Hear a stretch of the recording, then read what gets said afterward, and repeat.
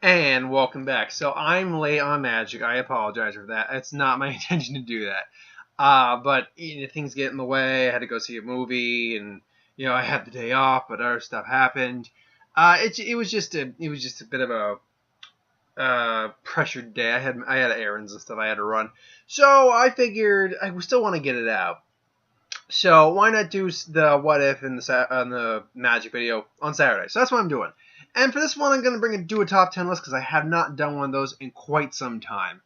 And the way this top 10 list is going to work is, first off, as you can tell, it's my top 10 red and green cards, or Gruul cards, as it's so affectionately known, or Tarka. I think Gruul's better. Now, the way I'm judging this is a little different than how I did in the last couple videos, last couple top 10s.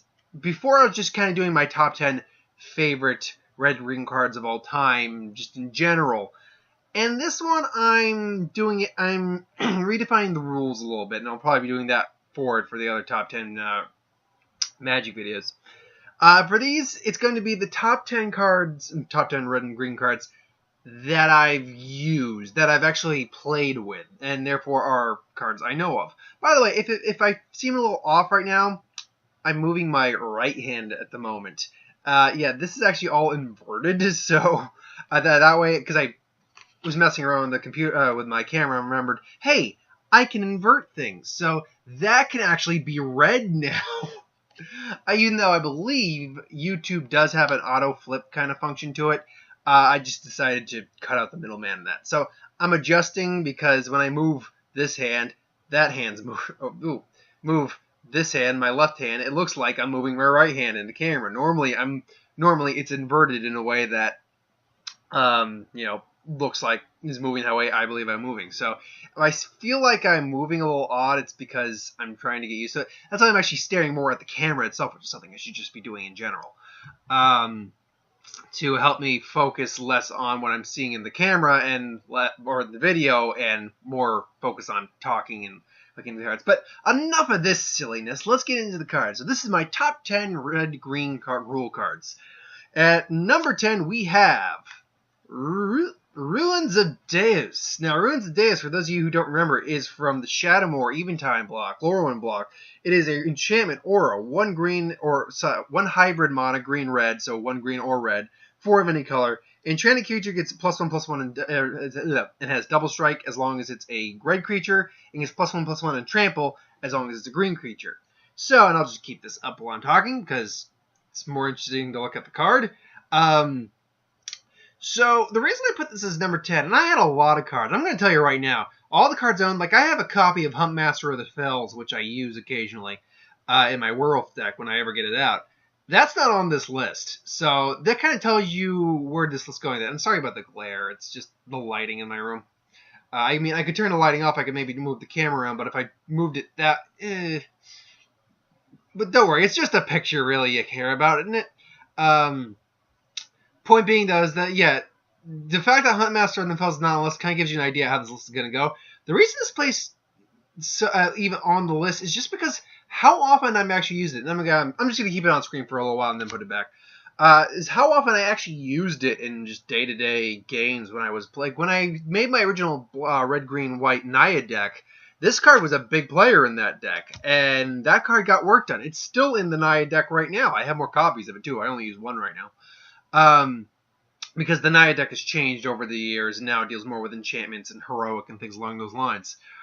And when you're playing with cards that, especially when you're in the color pie that this card needs to be in, red, green, or more, the card is a bomb basically in and of itself. It is a common bomb. For 5 mana is a little steep, but for 5 mana you're getting, in your best case scenario, a +2/+2 double strike and trample. If that were like just on the card, not circumstantial, like obviously red and green need to be involved in that, but if that were just on a card, that would be a rare card. That would just be a rare card in and of itself. I don't know if it'd be for the same mana cost. I don't know if it would be a mythic rare, but it would be a rare level card, because if you're giving trample, double strike, and a plus bonus, it's a plus bonus that really does it. If we're just giving the trample and the double strike, it'd just be decent. Because it's giving the bonuses, it immediately becomes horrifying. When I get to the Naya cards, I'm going to be talking about some Naya cards. And I'm like, let's just use some of the examples of Nayas right here. Put this on a Woolly Thoktar, which only costs one of each color. So there's a 3 granite. 1 white, 1 red, 1 green. So it does make it a little difficult to get out of points, but not really because it's a 5-4 for 3. So then you put this onto it. You've immediately made a 7-6 with trample and double strike on turn. If you got enough mana acceleration, you could easily do it on turn 4 because you're going to get the Thoktar out probably in turn 3. Turn 2, if you're lucky. Or let's go with Earl, the Miststalker, who automatically gets +2/+2 for each aura on him. Plus he has hexproof. That's a disgusting combo right there. It is just wrong. So when this card is working, it is fantastic. But the reason it plays so low is simply because it does cost 5. It is not a cheap. It does cost 5. It is not a cheap card to play, especially for that effect. And more often than not, unless you're in the right colors, you'll usually get the 1 effect, not necessarily 2. And then you gotta be wondering, who do I put it on? Do I put it on a red creature? Do I put it on a green creature? What do my options look like? Because if I put it on the green creature, my green creature probably actually needs the double strike more than it needs to trample. In fact, green creatures have trample more often than red creatures do. And if I put it on the red creature probably actually it probably just doesn't have the power to make the double strike worth it. So I love the card, but it ranks low on this list. But anyway, moving on to number 9. There we go. Bloodbraid Elf. Bloodbraid Elf is a very simple card. It's a 4 costing card, 1 green, 1 red, 2 of any color, 3/2 Elf Berserker with haste. But it also has a lovely ability known as Cascade. Now, for those of you who don't remember Cascade from Alara Reborn, let me spin you a yarn. See, Alara Reborn was not designed as a separate set so much as a supplement set to the Complex and Shards of Alara. For those of you who didn't play back then. I wasn't playing back then, but it is actually one of my favorite sets, just because I dig multicolor sets a lot. Cascade essentially is, when you play this spell, you get a free spell effect. You will exile the top cards of your library until you exile a non-land card that costs less than this card. You may cast that card by paying its mana cost. Notice it says may, or you can hang on to that card. And then you put the exile cards at the bottom of your library in any random order. And like I said, I'm just going to keep that up there for a little bit. So right off the bat, any card that has Cascade is immediately a card that you need to kind of be wary of. Because there's no way, unless you're countering it, there's no way you can deal with the Cascade effect. Because it's giving you a free spell regardless. It's just doing that. And that is horrifying. Some cards came out later on that did that, like there's the, from, I think it's Plane Chase, or, I think it was Plane Chase, or one of the commander sets, where it was the Minotaur artifact creature that does Cascade on and off, and then, of course, I remember exactly from Plane Chase, there's the Elemental, Teamer color card, Elemental, that has haste, and you have to leave you Cascade twice. So, yeah, those Cascade cards are horrifying. But the reason Bloodbraid Elf makes it in there is because it's a Cascade card that immediately does something when it hits the board. And I don't mean immediately does something as you get your free spell.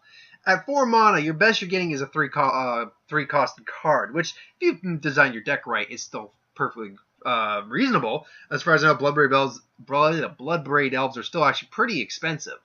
I also have the green-blue ones from the Plane Chase set. That was it. That also Cascade, but they cost 3 mana.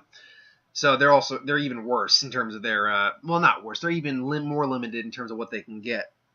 But the reason I say this is a better card than some other ones is because it's a 3/2 that you can get out if you're lucky on turn 3, maybe 2 if you're pushing it.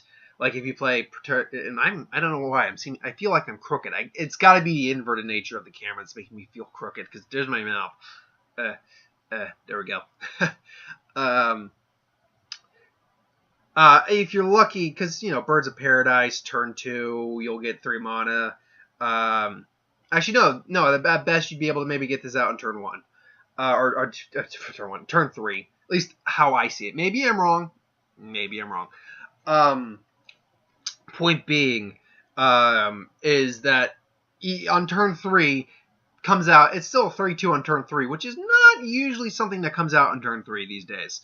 that can attack immediately, and you're immediately getting a free spell from that as well. So it is a instant reaction card. It is immediately does something, immediately get a free spell, and then you move forward into the game and whatever.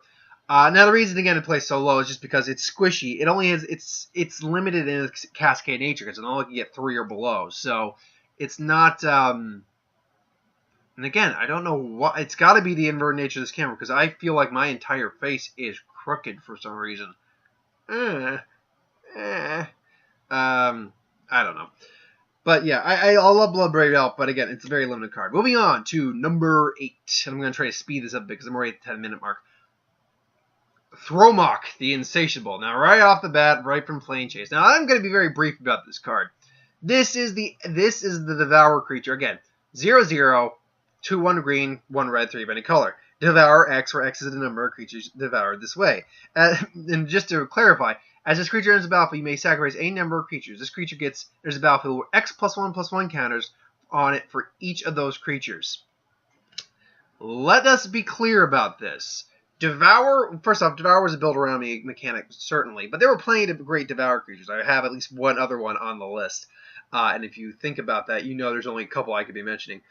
I mean, you have things like Mycoloth, I believe it is. That's got, I believe, Devour 2, but it's got the added bonus of making saplings for more devouring. You've got Prey Caesar Dragon, or Predator Dragon. You got the red, I'm forgetting the name right now, the red Vicino that has Devour 3. So Devour was a very powerful effect, but you know, you look at it and it's like, why is there like a super Devour card? Well, there's your super Devour card. This is the card that even if you devour, let's say 3 creatures, that means you multiply. It's basically it's a multiplier. It's getting times whatever. It's getting times the number of creatures you. Okay, excuse me. I gotta figure out a way to properly say this. It's getting, let's say it devours 3 creatures. It's getting 3 times 3. It's getting times the number of creatures times the number of creatures. So really, all you have to do is devour 3 creatures. You immediately have a 9/9 on the field that for 5 mana. Obviously, though, and again, using Druids of Deus, for example, you can then give it another +2/+2 for strike and double strike and trample, make it horrific. Just giving it trample makes it the gorging monster. But obviously, because I've done it too. I've played it with the super amount of tokens that you would get. If you devoured 10, that's 10 times 10. You've now made a 100 creature. And if you continue this on, as again some games have become, like with the super army, I've had it at the point where I've had like 20-something odd creatures. I think I did do a devour 20 times 20. Made it a 400 creature before. So it literally is a monster to behold. It's a card that, you know how that people say, if Yu-Gi-Oh! I've heard the whole rant where Yu-Gi-Oh! Versus Magic, who wins? Well, if the cards were actually to battle each other, the Yu-Gi-Oh! Cards win, because even the lowest creatures, besides the 0-costing ones, have 100 attack points, which there are theoretically no cards in Magic that compete with that on a power scale, unless they can do this. Theoretically, if you were to eat if there were 50 monsters times 50 monsters, you would theoretically have a 2,500 costing creature right there, or powered creature. So theoretically, yeah, you could do that. But at that point, you just swing in with all the tokens. Still, it's fun just because of how extreme it gets. Number 7, Xenagos, God of Rebels. Now, this card I use in my God deck because I have a God deck, and because I'm one of those people who just does it. It's one of those cards, first off, that's in a green-red deck is not hard to get the devotion cost off. It immediately has... the thing about this card is it immediately has a board impact when it comes out onto the field. Because it is, at the beginning of combat on your turn, another target creature you control gets +X, where X is that creature's power. There were combos with this card at the like Tarka from Fate Reforged. When a dragon attacks, it had double strike. It was already 6/5 when it attacked. Then you make it a 12/5 with double strike. You're swinging in for flying 24/24. Yeah, it's kind of ridiculous. But even something as low as like a 2/2 immediately becomes a 4/4 when it attacks. So this card immediately did things when it came out of the board. Then all you had to do was really wait for it to become a creature if you wanted to make it a creature, and swing in as a 12/11. So it's a fantastic creature, but it's slow. The problem is it is slow. All the gods are slow. Except for, I mean, the mono gods are faster because they have a lower devotion cost, but all the gods in general are slow to act unless you bring it out on the turn where you have creatures to make it function. So that's why it only places at number 7. Number 6, Vengeful Rebirth. Plain and simple. It was a a reanimator card. It basically returned a card to your hand and it dealt damage that way. You could discard your big thing that you didn't need early in the game, and then bring it back and deal damage to your opponent's face. Opponent's face or target creature's face. It was a fantastic burn card, revival card. The only downside is it is sorcery speed, and you do exile it. So you can only do it or as many copies as you had in your deck, basically, which sucks. Number 5. This one's going to be a little interesting, I think, for some people. As I like to call him, the Alice Cooper or Russell Brand card. Zerta Druid from Dragon's Maze. Now, Zerta Druid is just 1 green, 1 red, as you saw, for a 1/1. It taps for 1 green. That's whatever. But it deals 1 damage to each opponent whenever it taps for mana. Now, because Mana Burn is not a thing anymore, that's a big thing to note on. Mana Burn's not a thing. I mean, you could play games with Mana Burn, but as far as I know, it's not a Mana Burn. Mana Burn's really not a thing anymore. They got rid of it.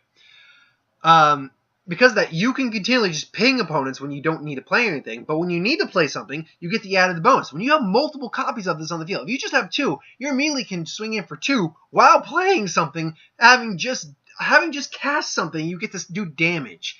This card is ridiculously underrated for that reason. It's easy to play for 2 mana, grant 1 of each color, but 2 mana nonetheless. It's 1/1, it's a standard like that, but it's giving you mana, so it's mana acceleration, and it's doing damage. You do this enough times, your opponent's really going to be in a tough bind, unless they're like playing life gain decks or something like that. Moving on, now we're into the final 4, the top 4. My number 4 is Immerwolf. Now, as someone who loves playing with werewolves, Immerwolf is awesome. It's a 2/2 Intimidate for 3. 1 green, 1 red, 1 of any color. Right off the bat, that is usable. That is a perfectly solid card. But then you give other wolves and werewolves +1/+1. So it's a werewolf and wolf lord right off the bat. And then it prevents transformation. That is the biggest thing, basically, about this card, is that it prevents your werewolves from transforming back. So as long as this card exists, and you obviously run multiple copies, which I do, as long as this card exists, you can continue to play your spells so long as it's not destroyed. And, the werewolves won't transform back. This card is fantastic for a werewolf deck. On its own, it's just a solid card. 2/2 with Intimidate for 3 is not a bad card at all. It just happens that, it serves a greater purpose in a greater deck. And in that deck is fantastic. The reason it just ranks only at 4 is because it's a niche creature type card. But number 3, one of my favorite old school, I've had this card for years, Mage Slayer, baby. Oh yeah, you know what I'm talking about with Mage Slayer. 1 red, 1 green, 1 of any color, equipped for 3, but whenever a crit creature just attacks, it deals damage equal to its power to the defending player. This card won so many games back in the day for me, and it still continues to win games for me. But it's the simple premise that you don't need to even get the damage in. You don't need to get the attack through. They can block all they want. They still are going to take the damage. When you equip it to a flyer, even if it's a low flyer, like a 1/1 or a 2/2, just go 2/2, because that seems more reasonable. Like a Windrake. You're still swinging in for 2 damage regardless, but if they don't have flyers, you're getting 4 right off the bat. It's a time card. It's a ticking time card, because they need to stop your creature from attacking, but then you can just unequip it and re-equip it to something else. It's fantastic. I love it. It's terrific. It's huge. Again, the only things that keep it from being higher on the list, and granted it's number 3, is the fact that it is subject to it is a target card. It's you need to deal with it kind of card. And that if someone's able to tap your creatures down or prevent your creature from attacking, this card becomes useless. Number 2. Now this goes to my love of just big, meaty creatures, and particularly big, meaty hydras. Apocalypse Hydra. Just the name is awesome. But this card represented, and I don't think it was an actual cycle of cards. I think there was like 2 cards that actually did this. That if you obviously, like all hydras, it's 1 green, or well, 1 green, 1 red, and then like all hydras, or most hydras, it's an X cost where its power and toughness is equal to X. But it has a thing where if X is 5 more, you double X. That makes this thing a freaking beast all around. And then it has the added ability that you can remove a +1 counter from it and deal 1 damage to target player or creature. So if you're just like getting swarmed by chump blockers and can't get this thing trample, all you gotta do is ping all you have to do is maybe attack, take out a blocker, ping a blocker, or ping your opponent. It all depends where you're at. It's actually surprisingly versatile for a Hydra because it has a activated mana effect. So, and I just love the fact that you see this thing, I believe, eating an angel. Hold on. Yeah, you see that one right there? I'm pretty sure that thing's eating an angel as these guys are attacking. Because this Hydra is attacking, I'm pretty sure, the plane of Alara right now. So, it is just fantastic. And it's also got one of the more, like, kind of, I'm trying to see if I see eyes on this thing. I really never saw eyes on this thing, except maybe on this one right here. But you'd have to look really hard. I'd have to like try to enhance the image, which I'm not going to do. Actually, no, you can kind of make out some eyes. I just like, because it looks almost eel, like a hairy eel-like. Because you can see there's fur lining the back of it a little bit. It's almost like a furry monster reptile eel. Kind of gives me a bit of a graboid vibe from Trimmers. But now we move on to the number 1 card. The number 1 red-green card for me is the only other Devourer card on this list, and I think anyone would know what this is. It is Youngling Dragon, or Fledgling Hatchling. Sorry, no, it is obviously Dragon Broodmother. I also have the pre-release version of this card when they were actually stupid enough to give us copies of those things at the pre-release. I didn't go to the pre-release, I actually ended up getting it in a trade, and then I ended up picking this one up later on. Dragon Broodmother does everything. Now, it is a steep card. It is 3 red, 1 green, and 2 of any color, so 6 mana, 4/4 dragon. That is a steep card mana cost simply because of the requirements. But the minute you get this thing out, it needs to be addressed, because if it even lives for 1 turn, because at the beginning of each upkeep, you put a 1/1 red-green dragon creature token with flying and devour 2. Now, when you combine it with things like Doubling Season, or even Parallel Lives, anything that multiplies tokens, that's immediately 2 creatures out on the battlefield. So, eventually, when the next 2 come, you can devour 3 of them, and then you immediately have not a 1/1 flyer, but you have, at the very minimum, a 7/7 flyer on that turn. It's just something that you need to deal with. And this card has won games by itself. The minute it comes on the field and people can't address it, it's done. The game is done. People can't do anything. So and plus I love dragons. Dragons are just cool. So it is just one of those cards that is extremely difficult to deal with. Like other cards like the Apocalypse Hydra, the Yammerwolf, hell, even Thromac, that's something that, as long as you got chump blockers, like little small guys, you can just get around those. Like, a token versus token strategy, those guys can't cut it.